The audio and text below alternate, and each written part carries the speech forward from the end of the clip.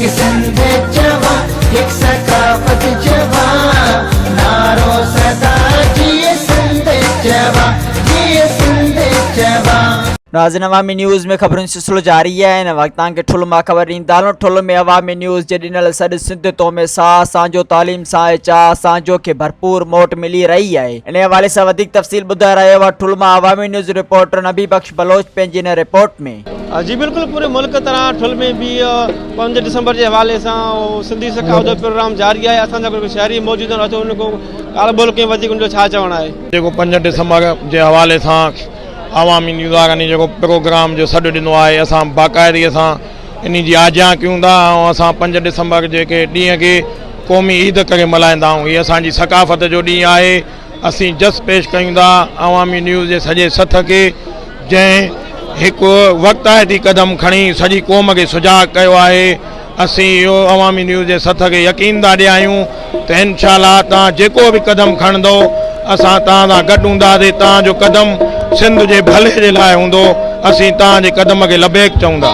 ठुल में अॼु जिस्कम तरफ़ां असां मंच कचहरी कोठाई आहे। जॾहिं खां सिंधी मीडिया जेको आहे सो ऐलान कंदी आहे सिंध जी सकाफ़त मल्हाइण जो, उन ॾींहं खां वठी असांजे हिकिड़ो ईअं साईं ॿूसट वारे माहौल में जोश ऐं वलवलो पैदा थींदो आहे। असां हर हमेशह सिंध मीडिया सां पंहिंजो गॾु मिलाए मल्हाईंदा आहियूं सकाफ़त। 5 दिसंबर ते असां पंहिंजे नंढनि ॿारनि सां टोपी अजरक पाए दोल शरण सां ख़ुशी मल्हाईंदासीं, छो त 5 दिसंबर असांजी सिंध जी सकाफ़त जो क़ौमी ॾींहुं आहे। सकाफ़त जेका आहे उहा क़ौमुनि जे जुज़ में हिकिड़ो अहम हिसो जेको आहे सकाफ़त आहे, पर सकाफ़त हुबुल वतनीअ खां सवाइ कुझु बि कोन्हे को। सकाफ़त रुगो अजरक टोपी रिलीअ जो नालो कोन्हे को, पर सकाफ़त जेका आहे उहा क़ौम जे अहम ओञाणनि मां हिकिड़ो ओञाण आहे, जंहिंजो हिकिड़ो लिंक असांजे तहज़ीब सां जुड़ियल आहे। ऐं तहज़ीब जेका आहे उहा असांजी मुअनि जे दड़े खां जेका 15,000 साल पुराणी आहे।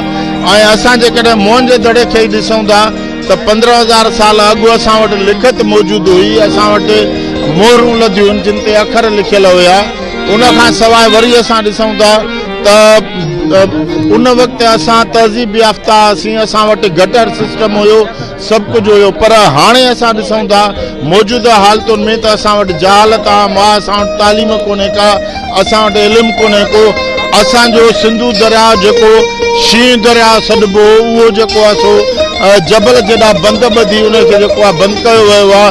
गैर कानूनी चश्मा झेलम लिंक केनाल ऐं तोसा पजनत ठाहे उनखे क़ैद कयो वियो आहे।